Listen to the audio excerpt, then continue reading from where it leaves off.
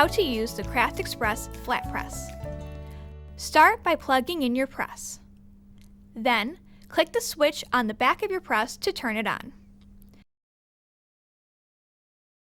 Click the Set button and then click the up and down arrows to set your temperature.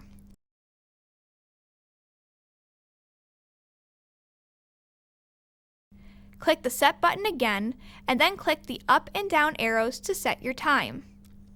Click the Set button once more to lock in your settings.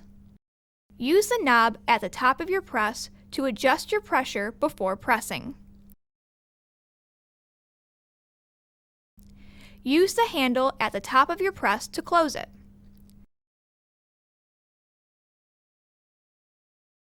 Once your creation is complete, use the handle to open your press and quickly remove your paper to reveal your finished product. Click the switch on the back of your press to turn your press off.